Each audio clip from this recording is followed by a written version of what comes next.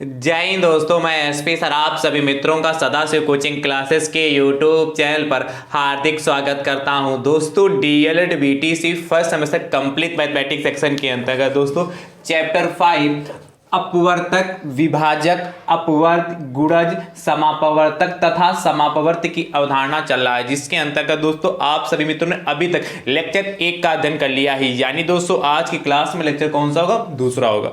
दोस्तों लेक्चर 1 में आपने सीखा कि अपवर्तक, विभाजक यानी कि गुणनखंड होता क्या है। चाहे हम अपवर्तक कहें, चाहे विभाजक कहें, चाहे हम गुणनखंड कहें, फैक्टर, ठीक है। ये क्या होता है वास्तविकता में, मैंने इस पे विधिवत से चर्चा की और इसकी क्या विशेषताएं हैं उस पे मैंने विधिवत से चर्चा की। तो यदि आपने लेक्चर 1 नहीं देखा है और आप जानना चाहते कि अपवर्तक वास्तविकता में है क्या और इसकी विशेषताएं क्या हैं, तो आप चैप्टर 5 का लेक्चर 1 दोस्तों जरूर देखिएगा। आज की क्लास में दोस्तों चर्चा करेंगे कि अपवर्तकों की संख्या कैसे निकालते हैं, ठीक है। और उससे पहले देखेंगे कि अपवर्तक कैसे निकालते हैं, ठीक भैया। अभी तक DElEd first semester mathematics section के अंतर्गत जितना भी मैंने सिखाया, यदि आपने नहीं सीखा और सीखना चाहते हैं तो दोस्तों उसके लिए प्लेलिस्ट बनाई जिसका नाम है डीएलएड फर्स्ट सेमेस्टर मैथ्स 2023। जैसे दोस्तों आप उस पर क्लिक करते हैं, सारे लेक्चर आप सभी मित्रों को सीरियल से देखने के लिए मिल जाएंगे। सभी लेक्चर का लिंक डिस्क्रिप्शन बॉक्स में दे दूंगा, वहां से भी आप आसानी से देख पाएंगे। दोस्तों यदि आप यूट्यूब चैनल पर नए हैं तो आप अपने यूट्यूब चैनल को दोस्तों सब्सक्राइब जरूर करिएगा, बेल आइकन को जरूर प्रेस करिए, जिससे आगामी वीडियो का नोटिफिकेशन आप सभी भाई बंधु को सबसे पहले मिल सके।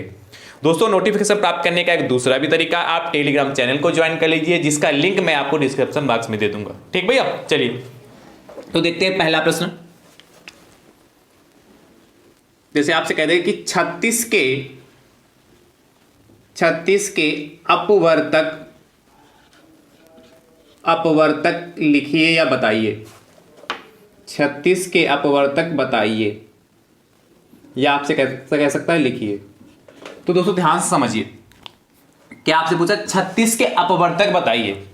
मैंने पहले से बता के रखा कि चाहे आपसे अपवर्तक कहे, चाहे आपसे विभाजक कहे और चाहे आपसे क्या गुणनखंड कहे। जैसे पूछे आपके 36 के गुणनखंड लिखिए, तब भी दोस्तों हम क्या जैसे इसको सॉल्व करेंगे वैसे उसको सॉल्व करें, तीनों का सेंस एक ही होता है। तो दोस्तों ध्यान से देखते हैं 36 के हमें डिवाइजर निकालने हैं तो कैसे निकालेंगे। दोस्तों ध्यान से देखिएगा, 36 के अपवर्तक, अपवर्तक का दोस्तों जो मतलब होता है, जो संख्या दी गई है, जो संख्या दी गई वह संख्या किन किन संख्याओं से पूरी पूरी विभाजित हो रही है। क्या जो संख्या दी गई है वह संख्या जिन जिन संख्याओं से पूरी पूरी विभाजित होती वही संख्या जो क्या होगी, जो पूरी पूरी विभाजित करेगी संख्या, वही संख्या दोस्तों हमारी क्या कहलाएगी, वही उसके अपवर्तक कहलाएगी। मतलब दी गई संख्या जिन जिन संख्याओं से पूरी तरह विभाजित होती है उन संख्याओं को दोस्तों हम क्या कहते हैं, अपवर्तक कहते हैं।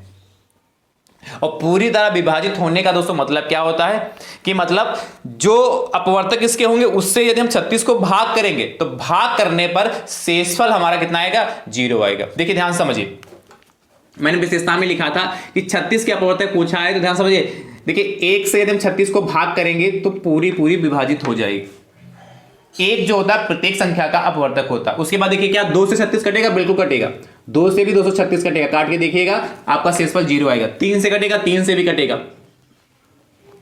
क्या 4 से कटेगा, 4 से भी कटेगा। 4 9 भैया 36 होता है, कटेगा कि नहीं कटेगा। 5 से कटेगा, 5 से नहीं कटेगा। 6 से कटेगा, 6 से भी कटेगा, ठीक है। 7 से नहीं कटेगा। 8 से भाई 8 से भी नहीं कटेगा, क्योंकि क्या होता है 8 चक्कू 32 और 8 पंच 40, तो 8 से भी नहीं। 9 9 चौक 36, 9 से कटेगा। 10 से कटेगा नहीं, 11 से कटेगा नहीं, 12 से कटेगा, 12 तियां 36 होता है। फिर 13 से कटेगा, नहीं कटेगा, क्योंकि 13 तियां 39 होता है। 14 से भी नहीं कटेगा, 14 14 14 28 और 14 तियां 42, तो 28 42 के बीच में नहीं कटेगा ना। 15 से भी नहीं कटेगा, ठीक है। 16 से 16 दूना 32 नहीं कटेगा ना। 17 से भी नहीं कटेगा और 18 से कटेगा, 18 दूनी 36। और मैंने कल की क्लास में बताया था कि जब आप आधे पे पहुंच जाए, देखिए यहाँ 36 से यहाँ 18, 18 दूना 36, जब आधे पे पहुंच जाइए तो उसके बाद ऐसा कोई इसका अपवर्तक नहीं होगा जिसको पूरी तरह विभाजित कर दे, इससे इसके बाद डायरेक्ट 36 हो जाएगा। ये दोस्तों हमारे क्या हो गए, 36 के अपवर्तक हो गए। इस तरीके से दोस्तों निकालेंगे, ये दोस्तों हमारा आंसर हो गया। तो कुछ कठिन प्रश्न नहीं, बस आपको ध्यान में रखना है, ठीक है। अगला देखिए प्रश्न संख्या सेकेंड, जैसे आपसे कह दे 40 के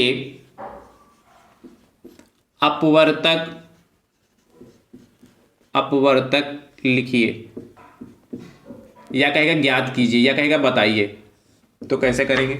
जैसे उसको क्या वैसे इसको भी करेंगे। तो 40 के अपवर्तक,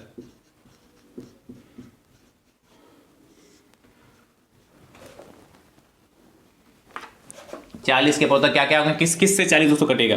तो सबसे पहले एक तो पुरानी ही, यानी एक तो से सभी करते हैं, उसके बाद 2 से भी 40 कटेगा 20 बार में, 3 से कटेगा, 3 से तो नहीं कटेगा, 4 से कटेगा, 4 से भी कटेगा, 5 से कटेगा, 5 से भी पूरी तरह कट जाएगा, 6 से नहीं कटेगा क्योंकि 6 36 और 6 36 हो जाएगा, 6 7 42 होता है, तो 6 से भी नहीं कटेगा, 7 से भी नहीं, 8 से कटेगा, 8 5 40 होता है, 9 से भी नहीं कटेगा क्योंकि 9 4 36 और 9 5 45 होता है, इसके बीच में 9 से भी नहीं कटेगा, 10 से कट जाएगा, फिर 11 से नहीं, 12 से नहीं, 13 से भी नहीं, 14 से भी नहीं, 15 से भी नहीं क्योंकि 15 दूना 30, 15 3 45, 16 से भी नहीं कटेगा, 17 से भी नहीं, 18 से कटेगा नहीं कटेगा, फिर डायरेक्ट 19 से कटेगा, फिर 20 से कटेगा, और जैसे आधे पे पहुंचे उसके बाद डायरेक्ट 40 से कटेगा। तो हमारे क्या 40 के अपवर्तक क्या हो गए? 1 2 4 5 8 10 20 और 40, ये दोस्तों हमारे इसके अपवर्तक हो गए। तो इस तरीके से दोस्तों हम क्या करते हैं, इस टाइप के प्रश्न को लगाते हैं। कर लेंगे कि नहीं कर लेंगे? चलिए अगला, जैसे आपसे दोस्तों उम्र के लिए बता रहा हूं, तीसरा प्रश्न, जैसे आपसे कह ले 45 के अपवर्तक बताइए, इसका उत्तर दोस्तों कमेंट बॉक्स में दीजिएगा।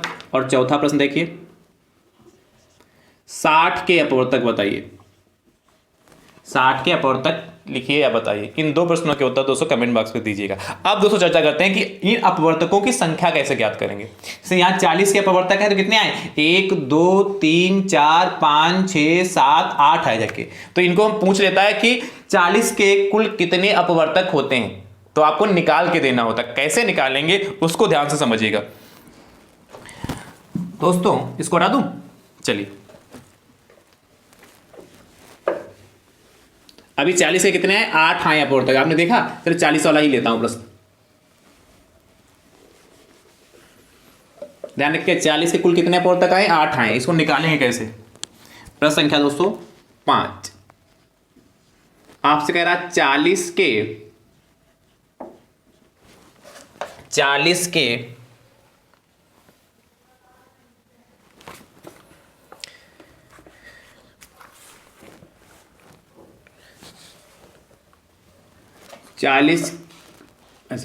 में कुल अपवर्तकों या यहां कह सकता है गुणनखंडों, ठीक है, या कह सकता है विभाजकों, ठीक है। तो बात एक ही, 40 में कुल अपवर्तकों की संख्या बताइए। 40 में कुल अपवर्तकों की संख्या बताइए।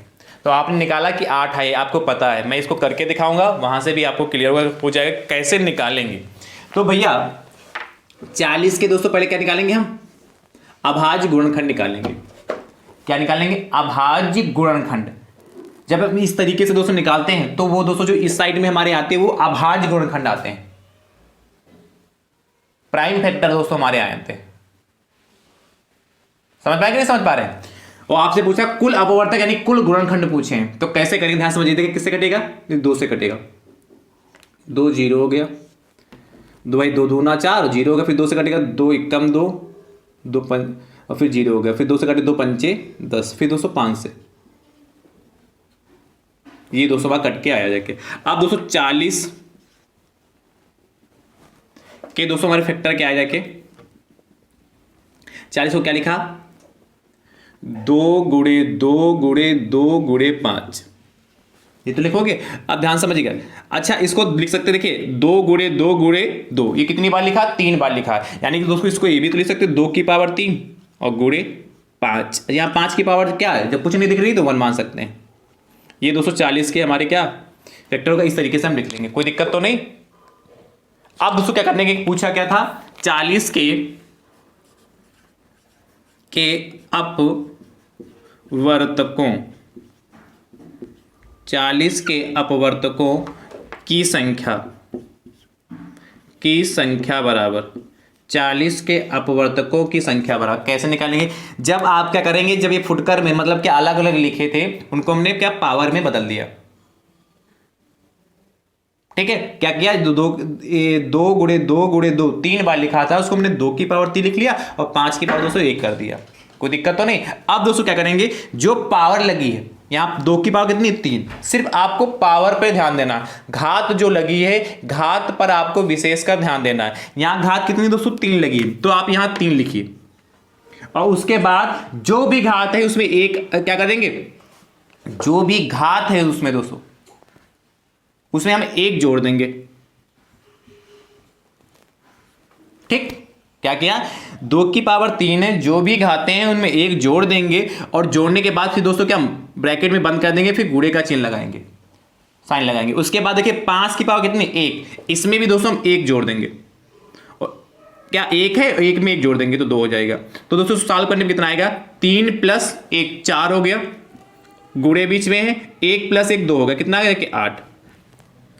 अभी दोस्तों मैंने प्रश्न कराया था तो 40 से कितने अपवर्तक आए थे दोस्तों, 8 ही तो आए थे। तो ये दोस्तों हमारा फाइनल आंसर आ चुका, लिख लीजिए। अतः 40 के अपवर्तकों की संख्या, या 40 में कर दीजिए क्योंकि 40 के अंदर है ना, 40 में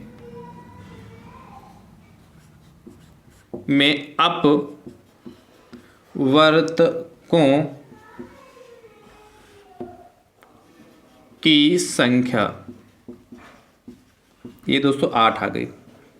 अभी और प्रश्न कराऊंगा दोस्तों तो और बात क्लियर होगी। चलिए फटाफट नोट कर लीजिए।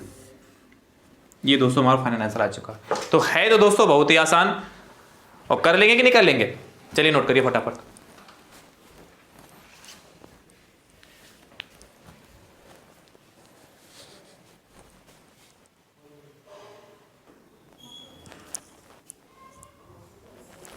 चलिए अगला प्रश्न दोस्तों देखते हैं, नोट कर लिया ना इसको। प्रश्न संख्या 6 कह रहा है 120 में कुल अपवर्तकों की संख्या बताइए, ठीक है, या 120 में कुल गुणनखंडों की संख्या बताइए, या 120 में कुल भाजकों की संख्या या विभाजकों की संख्या बताइए, ठीक है। इस तरीके से प्रश्न पूछ सकता है। कैसे करेंगे, जैसे इसको किया वैसे ही करना है, बहुत ध्यान से देखिएगा।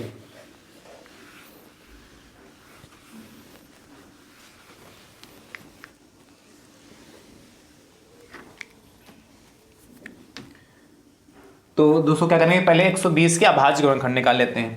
तो 120 लिख लिया और इसके अभाज्य गुणनखंड निकालेंगे। तो किससे कटेगा, सबसे पहले 2 से, 2 छाक 12 0 हो गया, फिर 2 से कटेगा ना, 2 3 6 हो गया, फिर 0 हो गया, फिर 2 से कटेगा, 2 1 कम 2 हो गया, और 1 10, 2 पंचे 10 हो गया, फिर किससे 3 से, 3 पचे 15, फिर 5 से, 5 1 कम 5 हो गया। ये दोस्तों हमारे जो इधर वाले आते हैं ये हमारे अभाज्य गुणनखंड है। पर पूछेगा क्या है, कुल गुणनखंड आपसे पूछा है। तो दोस्तों क्या लिखोगे, 120 के पहले दोस्तों हमारे क्या क्या अभाज्य गुणनखंड है वो लिखिए, 2 गुणे 2 गुणे 2 गुणे 3 गुणे 5, ठीक है। अब ध्यान समझिए, 120 बराबर इसको क्या लिखेंगे, 2 की पावर 1 2 3, तो यानी कि 3 हो जाएगा, इंटू, अच्छा 3 की पावर यहाँ दोस्तों क्या है 1 है, जब कुछ नहीं तो 1 5 की पावर 1 होगा। इस तरीके से दोस्तों हमने लिख लिया। अब दोस्तों क्या करेंगे, 120 में कुल अपवर्तकों की संख्या बराबर, 2 की पावर कितनी है 3, तो 3 लिखा और इसमें क्या करेंगे 1 ऐड कर लेंगे और ब्रैकेट लगा लेंगे, फिर मल्टीप्लाई का साइन हो गया। यहाँ कितना लिखा, 3 की पावर 1, यानी कि पावर को लेना सिर्फ 1 लिखा, 1 में 1 ऐड कर दिया और मल्टीप्लाई का साइन लिख लिया, ठीक है। उसके बाद 5 की पावर 1 है तो 1 लिखा और 1 में 1 ऐड कर दिया, मल्टीप्लाई का साइन तो हमने लगा ही रखा है, बस सॉल्व कर लीजिए, आंसर आ चुका। 3 + 1 4 हो गया, गुड़े 1+1 2 हो गया, फिर गुड़े 1+1 2 हो गया, तो 4 दूनी 8 दूनी 16 हो गए। कितना? 16। तो अतः 120 में कुल अपवर्तकों की संख्या बराबर 16। ये दोस्तों हमारा फाइनल आंसर आ चुका। तो कर लेंगे कि नहीं कर लेंगे? चलिए फटाफट नोट कर लीजिए।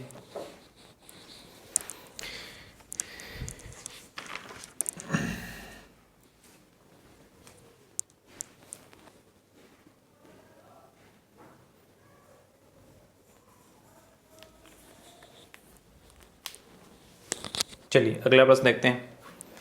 प्रश्न संख्या दोस्तों 7। दोस्तों यदि हमारी कही हुई बात आपको समझ में आ रही है तो दोस्तों वीडियो को ज़्यादा से ज़्यादा संख्या में ज़रूर शेयर करिएगा, और इतना ज़्यादा शेयर करिए कि डीएलएड के फर्स्ट सेमेस्टर में जितने भी प्रशिक्षु भाई बंधु हैं उन सभी भाई बंधुओं तक यह वीडियो पहुंच सके। ठीक है भैया? चलिए प्रश्न संख्या दोस्तों 7 देखते हैं। आपसे कह रहा है 128 में कुल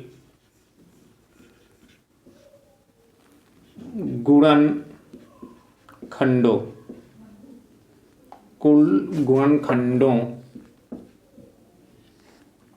की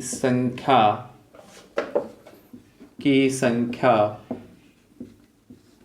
बताइए। अब ध्यान से समझिए कैसे करेंगे, जैसे इसको करते आ रहे हैं अभी तक।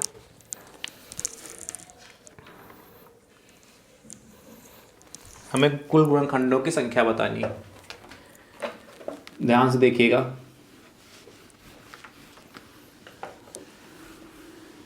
आप तो सीख चुके होंगे, नहीं सीख चुके? चलिए क्या करना है, 128 के हमें क्या अभाज्य गुणनखंड निकालते हैं। 128 लिख लिया, इसके अभाज्य गुणनखंड निकालेंगे। तो यहाँ दोस्तों कितना, 2 से काटेंगे, 2 छाक 12 हो गया और 2 चक्कू 8, 64 हो गया। ठीक है, फिर 2 से कटेगा, 2 3 6, 2 2 4 हो गया। फिर 2 से,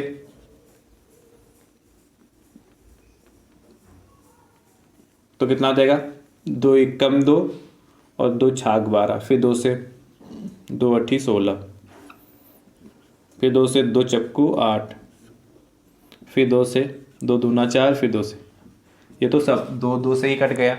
अब ध्यान समझिए क्या करेंगे। 128 के हमारे दोस्तों अभाज्य गुणनखंड क्या है, कितनी बार 2 लिखा, 1 2 3 4 5 6 7। तो क्या लिखोगे, 2 गुणे 2 गुणे 2 गुणे 2 गुणे 2 गुणे 2 गुणे 2, 2 2 4 2 6 1 7 हो गया। ठीक भैया, यानी कि 128 इसको इस फॉर्म में लिख लेंगे, कितना, 1 2 3 4 5 6 7, 2 की पावर 7 हो गया। ठीक, अब दोस्तों क्या, 128 क्या पूछा हमें, कुल गुणनखंडों की संख्या। 128 में कुल गुणनखंडों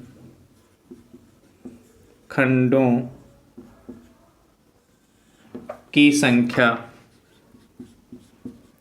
संख्या बराबर क्या होगा, 2 की पावर 7 हमने कहा सिर्फ आपको पावर पर ही ध्यान देना, घात पर ही ध्यान देना है। तो यहाँ घात कितनी मैक्सिमम 7 है 2 की, तो 7 लिख लेंगे। इसमें क्या करते हैं, घात में फिर 1 ऐड कर लेते हैं, तो दोस्तों कितना आ गया, 8 आ गया। यही हमारा आंसर आ चुका है। तो लिख लीजिए, अतः 128 में कुल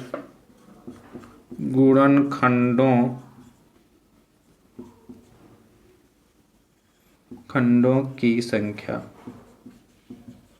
बढ़िया लिख के ब्रैकेट में बंद कर लीजिए। ये आंसर आ चुका, कर लीजिए फटाफट। फिर अगले प्रश्न की ओर चलते हैं।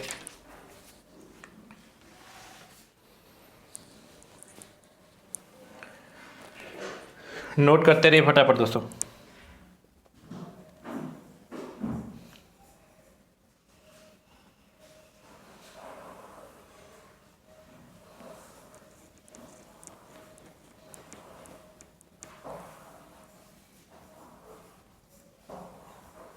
चलिए अगले प्रश्न की ओर चले।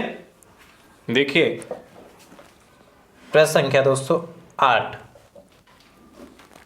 8 नंबर दोस्तों आपसे कह रहा है 135 में कुल गुणनखंडों की संख्या बताइए। इसको भी दोस्तों ऐसे कर लेंगे तो आसान है, बहुत आसान है दोस्तों ये प्रश्न, और आप सीख चुके हैं मुझे उम्मीद है।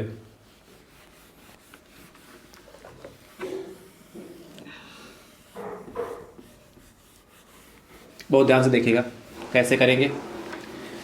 क्या करेंगे, इसके भी 135 के दोस्तों हम क्या निकाल लेंगे, अभाज्य गुणनखंड निकाल लेंगे, और निकालने के बाद फिर पावरों को दोस्तों अरेंज कर लेंगे। ठीक है, देखिए कितना लिखना हमें, 135 के चाहिए तो 135 लिख लिया इस तरीके से। अब किससे कटेगा ये 135? देखिए 2 से तो कटेगा नहीं, 2 से कटने की कंडीशन क्या होती है, विभाज्यता की जांच क्या होती है, लास्ट में या तो क्या हो, सम संख्या हो, है कि नहीं, तभी तो 2 से कटेगा, या 0 होगा। अब देखिए 3 से कटेगा, बिल्कुल कर सकता है। देखिए 1 और 3 कितना, 4 और 5 9 होता है, यानी कि 3 से कर सकता है, तो 3 से काटते हैं। 3 चक्कू 12 हो गया, 1 बचा रखे 15 होगा, 3 बचे 15 हो गया। 4 5 9 फिर से हो गया, फिर 3 से कटेगा, 3 1 कम 3 हो गया, और 3 बचे 15 हो गया। ठीक है, फिर दोस्तों कैसे कटेगा, 3 से, 3 बचे 15, ये तो बहुत आसान हो गया। फिर 5 से, तो बहुत ही आसान है। तो दोस्तों क्या लिखोगे, 135 में, अच्छा पहले इसको लिख लेते हैं ना, पहले 135 के अभाज्य गुणनखंड क्या क्या है वो लिख लेते हैं। दोस्तों क्या है, 3 को 3 बार लिखा गया तो 3 गुणे 3 गुणे 3 हो गया। फिर दोस्तों 5 है, 5 को लिख लिया, तो दोस्तों कितना आएगा, 3 के बाद देखिए 1 2 3, 3 गुणे 5 हो गया। ये दोस्तों हमारे 135 के दोस्तों हमारे क्या है, अभाज्य गुणनखंड है। अच्छा आपको ध्यान रखना, किसी भी संख्या, जैसे यहाँ 3 3 3, ये डिजिट दोस्तों आपकी 3 बार लिखनी है, तो इसको एक ही बार में लिखना है। और एक बार में कब लिखेंगे, जब 3 की पावर 3 लगा देंगे। 3 बार था, तो 3 की पावर 3 लगा दिया। 5 एक ही बार, इसलिए होता 5 ही रहा। इसकी पावर कितनी होगी, 1 हो गई। इतने प्रश्न दोस्तों मैंने करा दिए हैं, अब तो इसमें कोई डाउट ही नहीं है। यदि ऐसा प्रश्न आएगा तो आप फटाफट कर लेंगे, है कि नहीं। में कुल गुणन खंडों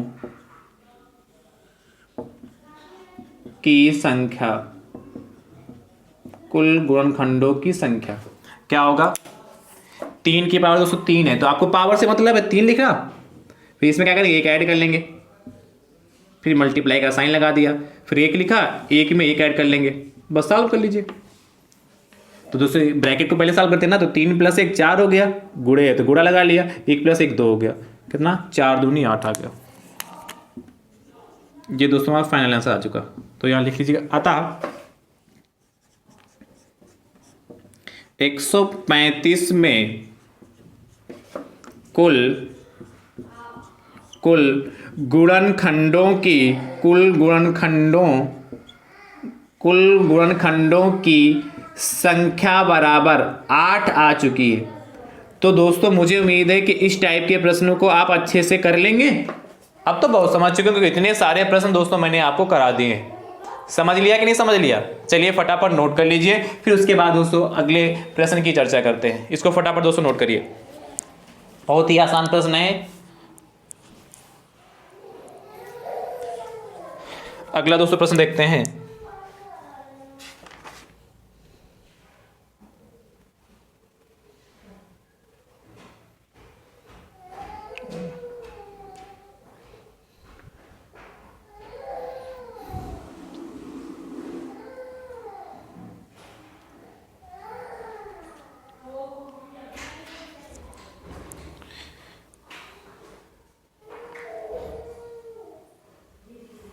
अगला देखिए, प्रश्न संख्या दोस्तों 9।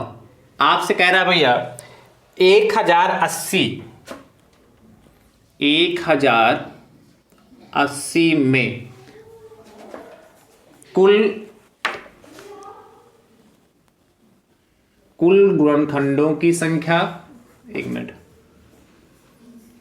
1080 में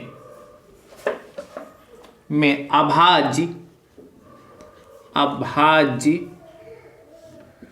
गुणनखंडों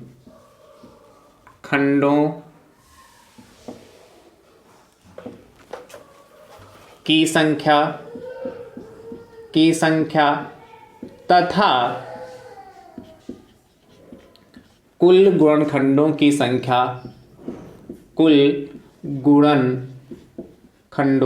अच्छा, गुणनखंड लिख रहे तो घबराइएगा नहीं, चाहे गुणनखंड लिखें, चाहे भाज्य, चाहे अपवर्तक लिखें, चाहे विभाजक लिखें, बात एक ही है। कुल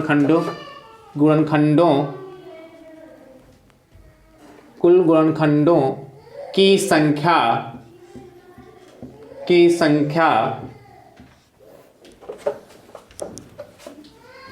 बताइए या ज्ञात कीजिए। देखिए कैसे करेंगे। इसमें दो प्रश्न हो गए, आपसे दो प्रश्न पूछे हैं। आपसे इसमें अभाज्य गुणनखंड भी पूछे हैं और कुल गुणनखंड भी पूछे हैं। तो दोस्तों कैसे करेंगे ध्यान से समझिएगा।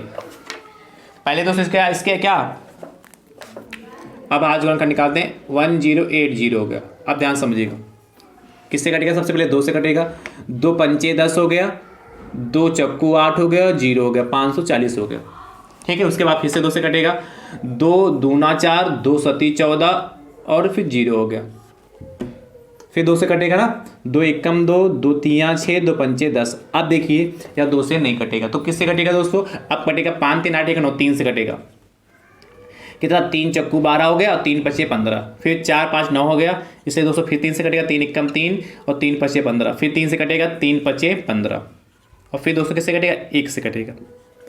ठीक दोस्तों, अब हमारे 1080 के दोस्तों क्या हमारे अभाज्य गुणनखंड आए?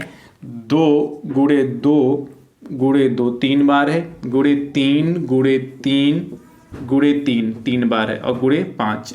अब दोस्तों आपसे क्या पूछा? अभाज्य गुणनखंडों की संख्या। तो दोस्तों जो ये हमारे आते हैं, जब इस तरीके से दोस्तों हम क्या निकालते हैं, तो जो ये हमारे आते हैं, ये हमारे अभाज्य गुणनखंडों की संख्या होती है। काउंट कर लीजिए, 1 2 3 4 5 6 7। तो दोस्तों 7 हमारे इसमें अभाज्य गुणनखंड होंगे। कुल अभाज्य गुणनखंड कितने हुए? 7 होंगे इसमें। अब पूछा है कुल गुणनखंडों की संख्या निकालनी है, तो कुल गुणनखंडों की संख्या निकालनी है तो इसको क्या करेंगे? 2 की पावर इसको कितना? 1 2 3 बार लिखा तो 3 लिख लिया और इंटू लगा लिया। 3 की पावर दोस्तों यहाँ कितना? 1 2 3 बार है तो 3 की पावर 3 हो गया, इंटू 5 की पावर 1 हो गया। तो दोस्तों ध्यान समझिएगा, पहले लिखिएगा क्या? 1080 में कुल अभाज्य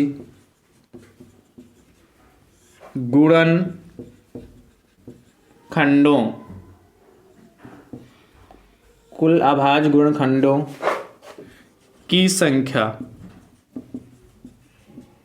बराबर कितना हो गया? इनको जोड़ देंगे। अभाज्य गुणनखंड संख्या कहेगा तो जिनकी पावर उनको खाली जोड़ दीजिए। 3 + 3 + 1 यानी कि 3 + 3 + 1 बराबर कितना हो गया हमारा? 3 + 3 + 1 कितना? 6 1 7 हो गया। ठीक है, उसके बाद उसको क्या लिखोगे? 1080 में कुल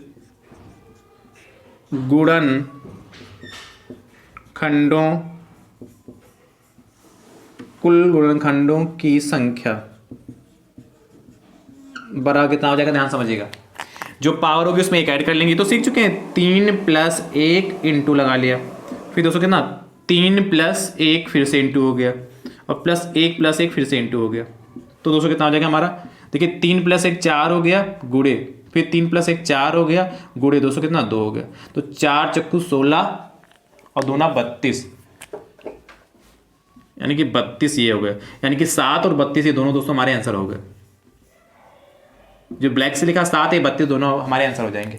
चाहे तो लिख लीजिए अतः 1080 में कुल अभाज्य गुणनखंड कितने? 7 होंगे और 1080 में कुल गुणनखंडों की संख्या कितनी होगी? 32 होगी।